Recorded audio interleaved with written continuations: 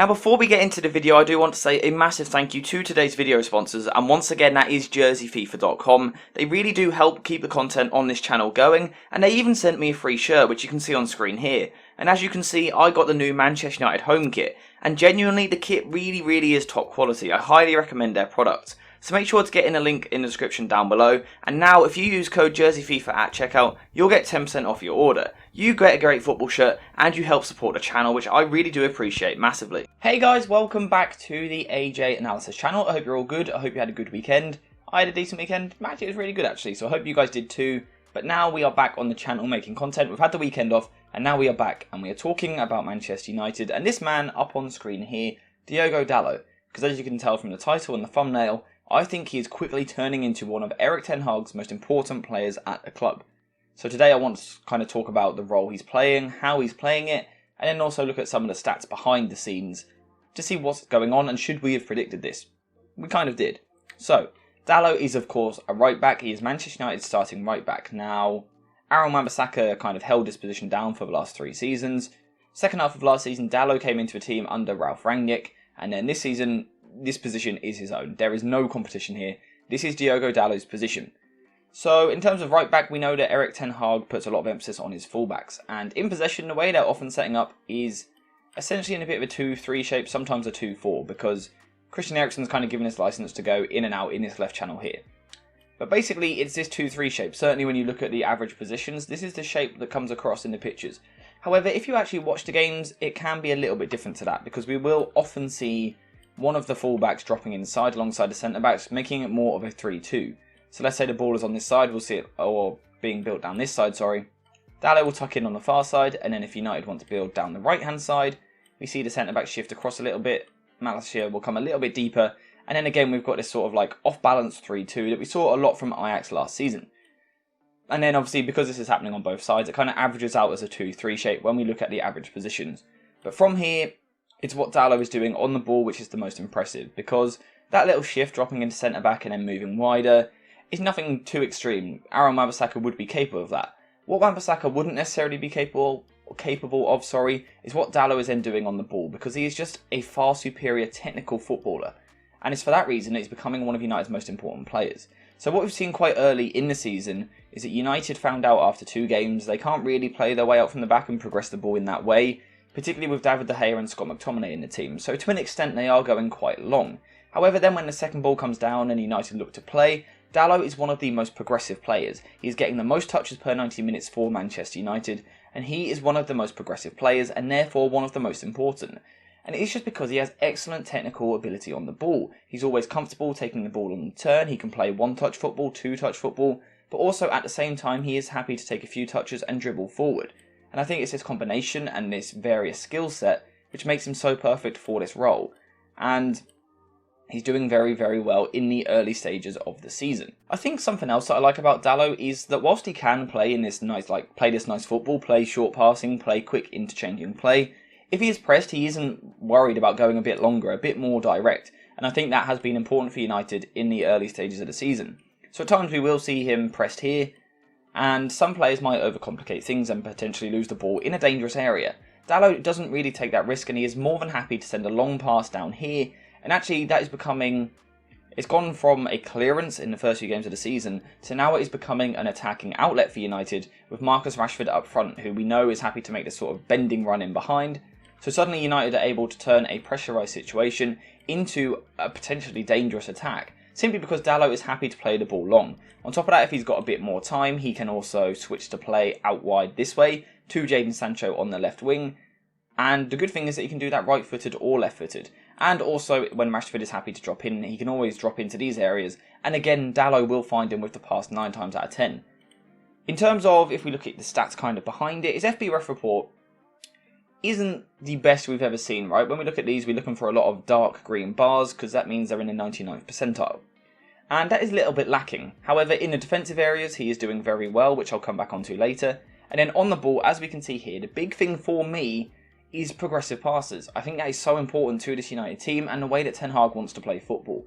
Now, yes, Ten Hag does want to dominate the ball and really take control, but he doesn't want his team to do that for the sake of it. He does want to get the ball moving forward quickly, because that's when the best chance of scoring is. that kind of 8-second window when you first win the ball back, that is when you are most likely to score because the opposition are vulnerable as they're kind of switching between shapes. Dalot is perfect to take advantage of that because of these progressive passes. I think as the season goes on, we'll perhaps see his carries and perhaps his dribbles improving. His passes attempted are pretty decent, like I said, one of the most important players for United in that aspect. But it's actually when we break it down in slightly more depth, I think we start to see why he is becoming so important. When we look at these numbers here, shots saved not too important. But actually, first of all, let's go from a defensive point of view. Clearances and the percentages of aerials won, tackles in his defensive third, shots blocked, and any more here. Again, aerials won, and dribblers tackled. This is an area that I would say Dalot has been quite weak in the past, the dribblers tackled. I remember the game against Danjuma last year in the Champions League. He had a torrid time, really rough time. But already he does seem to be getting a bit better at that. Now that's kind of not just Ten Hag, that continues from last season under Rangnick as well. But regardless, it's a progression that he's making as a footballer. And then ball recoveries as well. And this is part of Manchester United improving as a defensive unit. So when we defend, we know that they can defend in quite a narrow shape. And so say the ball's on the other side, crosses into the box. This is again why Dalot is so important. We've seen Wan-Bissaka playing this role over the past few seasons, and he's really poor at defending his back post. Dalot doesn't have that issue. He's very good in the air. And if we go back to the stats here, where was it? Up here, 65.5% of his aerial duels he wins. That's very impressive and very important to this United team. We know that this is quite a short Manchester United defence with Malacia and Lisandro Martinez. Dalot certainly goes a long way to helping that because it makes this right-hand side of the defence very strong.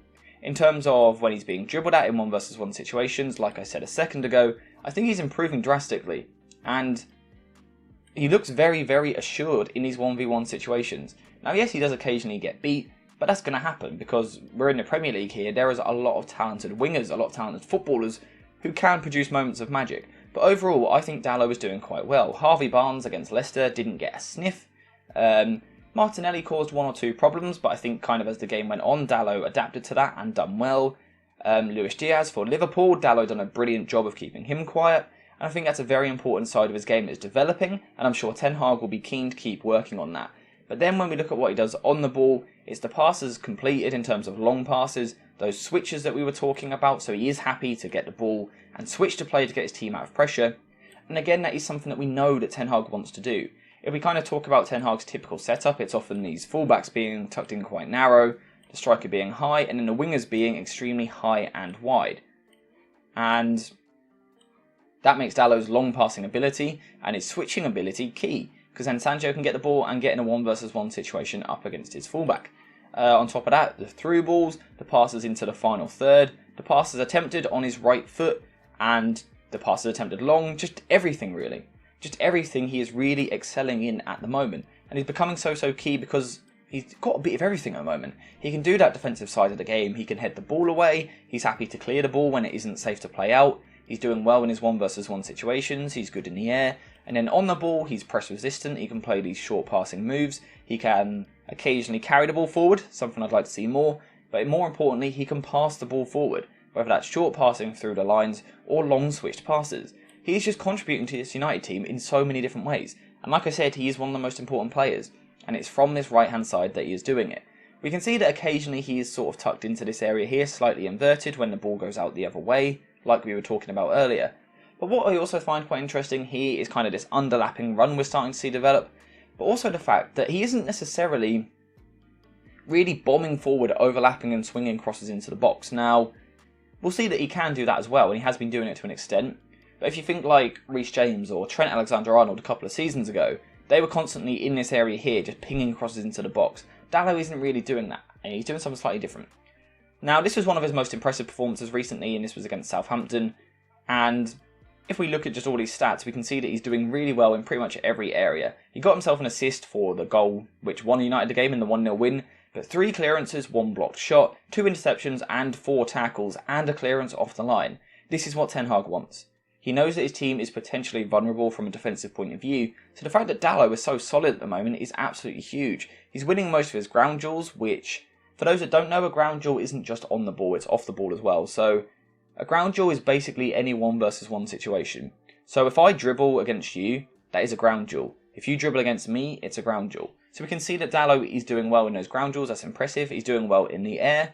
I think at times he would like to keep possession a bit more. We can see that his passing percent of 70% isn't the greatest, but again that is because he's sometimes looking to play the ball forward quickly, over the top or in behind. And also his dribbles are impressive as well. He also had a good game against Leicester, where he didn't get the assist, but again if we look at the defensive numbers, the clearance, the interception and the 5 tackles, and again the ground duels and the aerial duels won, and even the fouls, just being willing to break up the play. Diogo Dalot is becoming a very, very well-rounded fullback, and what I was saying all of last season and all summer was that Ten Hag really, really prioritises his fullbacks. It's one of the most important players in his system. Dalot's doing it absolutely brilliantly, and again the 4 out of 7 long passes shows that ability to get the ball forward, and again the key pass as well, he is creating chances for his teammates. And that kind of well-roundedness as a player is showing in his stats. These stats from Squawker here, so shout out them. In terms of for Manchester United in the Premier League this season, Diogo Dalot has the most touches. He's made the most tackles, he's made the most interceptions, the joint most ball recoveries out of the whole squad, the joint most chances created with Bruno Fernandes, the joint most ball recoveries, that's the same thing twice, not sure why I've done that, and the joint most aerials won. This is showing how well-rounded Diogo Dalot is becoming as a footballer. We are watching a kind of a fullback that we knew had potential, but never really shoe it. We're now watching him really flourish. Now, I think we will see bigger tests. There might be wingers that are a bit more willing to go at him. It'd be interesting to see him against someone like Crystal Palace with Zaha or Newcastle with St. Maximin. Players like that, it could be interesting to see how he does defensively. But at the moment, he's passed every test that he's faced. And like that saying in football is you can only beat what's in front of you. I would say every single player he has faced this season, in terms of opposition wingers, I would say Dalot has won the battle. And as a manager, that's all you can really ask for from a defensive point of view. And then on the ball, he is key. There is a reason he is making the most touches, because he is one of the best ball progressors in this side, and that is what is allowing United to quickly get the ball forward into these pockets of space with Fernandes or Antony or Rashford or Eriksen or Sancho, whoever it may be. Dalot is integral to this team at the moment. And yeah, that sums up the title of the video. That is why Dalot is so key, because he can do absolutely everything at the moment. And hopefully, kind of from a Manchester United point of view, but also for Dalot as an individual, and also for a neutral fan who likes watching good footballers, hopefully Dalot keeps improving and Ten Hag is really able to turn him into something special.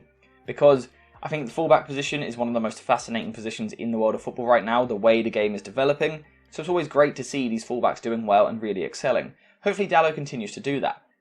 Let me know in the comments down below, what do you think? Is he going to keep getting better? How much has he impressed you so far this season? And what are some of the reasons that we're seeing him get so much better? Does Dalot deserve the praise? Is it Ten Hag? Or is it both? Which realistically it probably is. But let me know what you think in the comments down below. Thank you guys for watching. I hope you have enjoyed this video. Let me know what you'd like to see next in terms of analysis on Manchester United. And I'll see you in the next one.